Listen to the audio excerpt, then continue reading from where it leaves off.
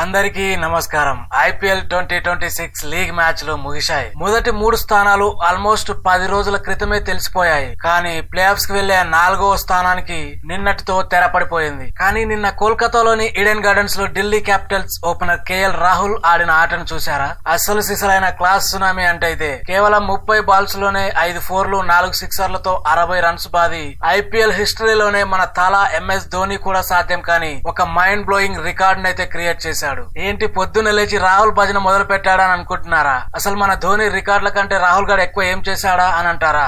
IPL చరిత్రలోనే ఒకే season లో ఒక వికెట్ కీపర్ అండ్ బ్యాటర్ గా 5 కంటే ఎక్కువ సార్లు 50+ స్కోర్లు కొట్టిన ఏకైక మనగాడిగా KL రాహుల్ రికార్డు సృష్టించాడు. ధోని తన కెరియర్ లో ఒక సీజన్ లో మాక్సిమం 4 హాఫ్ సెంచరీలు చేశాడు. అది కూడా 2013లో మాత్రమే. కానీ రాహుల్ ఈ సీజన్ లో 6 హాఫ్ సెంచరీలు కొట్టేసి హిస్టరీలో ఒకే సీజన్ లో 6 సార్లు 50+ కొట్టిన రిషబ్ పంత్, ప్రభ్ సిమ్రాన్ సింగ్ సరసన చేరాడు. పైగా రాహుల్ కెరియర్ లో ఇలా 6 50లు కొట్టడం ఇది రెండోసారి. గతంలో 2018లో కొట్టాడు. సో వికెట్ కీపింగ్ చేస్తూ బ్యాటింగ్ లో ఈ రేంజ్ కన్సిస్టెన్సీ చూపించడం రాహుల్ కే సాధ్యమైంది. ఢిల్లీ ఎలాగో ప్లే ఆఫ్స్ రేస్ నుంచి ముందే అవుట్ అయిపోయింది కాబట్టి రాహుల్ రన్స్ కొట్టినా లాభం లేదు. కానీ ముంబై ఇండియన్స్ కథ, బుమ్రా ఉన్నాడు, రోహిత్ ఉన్నాడు, సూర్య ఉన్నాడు, అయినా టేబుల్లో కింద నుంచి 2వ ప్లేస్ లో కూర్చున్నారు. పేపర్ పై చూస్తే ముంబై టీం కింగ్ లా ఉంది. కానీ గ్రౌండ్ లో చూస్తే 0 అయిపోయింది. లీగ్ స్టేజ్ ముగిసేసరికి 14 మ్యాచ్ల్లో ఏకంగా 10 మ్యాచ్లు ఓడిపోయి 9వ స్థానంలో నిలిచింది. దీనికి అంతటికీ కారణం కెప్టెన్ హార్దిక్ పాండ్యా అని ఫ్యాన్స్ గట్టిగా కడిగేస్తున్నారు. మొన్న వరల్డ్ కప్ గెలిపించినప్పుడేమో హార్దిక్ అన్నారు. ఇప్పుడు IPL లో కెప్టెన్సీ ఫ్లాప్ అయ్యేసరికి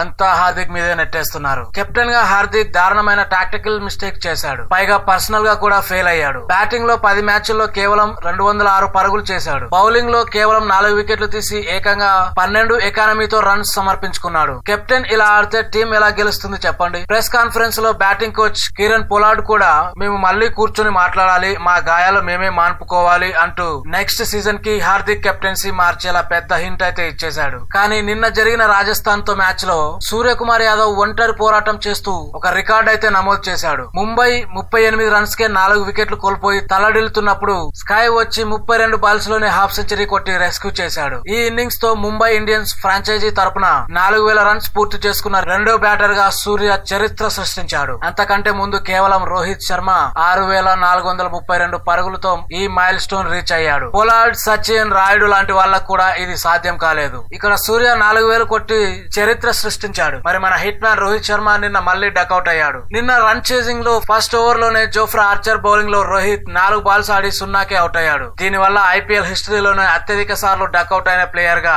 గ్లెన్ మ్యాక్స్వెల్ తో కలిసి రోహిత్ శర్మ 19 డకౌట్లతో మొదటి స్థానానికి చేరుకున్నాడు. దినేష్ కార్తిక్, సునీల్ నరైన్లు 18 డక్లతో సెకండ్ ప్లేస్ లో ఉన్నారు. ఒకవైపు 7000 రన్స్, మరోవైపు 19 డక్స్. హిట్ మ్యాన్ రికార్డులు విచిత్రంగా ఉన్నాయి. ఇక ఈ సీజన్ లో చెన్నై సూపర్ కింగ్స్ 14 కోట్లు పెట్టుకున్న అన్క్యాప్డ్ ప్లేయర్ ప్రశాంత్ వీర్ ని ఎలా వాడుకున్నారు? చెన్నై సూపర్ కింగ్స్ ఈ సీజన్ లో ప్లే ఆఫ్స్ కి వెళ్లకుండా దారుణంగా ఫెయిల్ అవ్వడానికి one of the reasons players ని సరిగ్గా వాడుకోకపోవడం. ప్రశాంత్ వీర్ ని 14 కోట్లకు కొని కేవలం 6 మ్యాచ్లే ఆడించారు. అందులో అతను కొట్టింది కేవలం 90 రన్స్ మాత్రమే. అంటే అతని కాస్ట్ పర్ రన్ ఎంతో తెలుసా?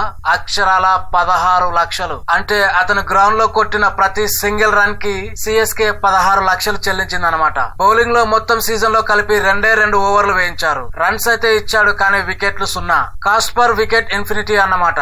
అయితే సాక్షి ధోని గారు మాత్రం అతనికి సరైన అవకాశాలు ఇవ్వలేదు. ఒక సీజన్ చూసి రిలీజ్ చేయకూడదు, చెన్నై నెక్స్ట్ సీజన్ లో కూడా అతన్ని ఉంచుకోవాలి అని సపోర్ట్ చేస్తున్నారు. మొత్తానికి నిన్న ముంబైని రాజస్థాన్ రాయల్స్ 30 రన్స్ తేడాతో ఓడించేసరికి KKR పంజాబ్ కింగ్స్ ఆశలన్నీ అడియాసలయ్యాయి.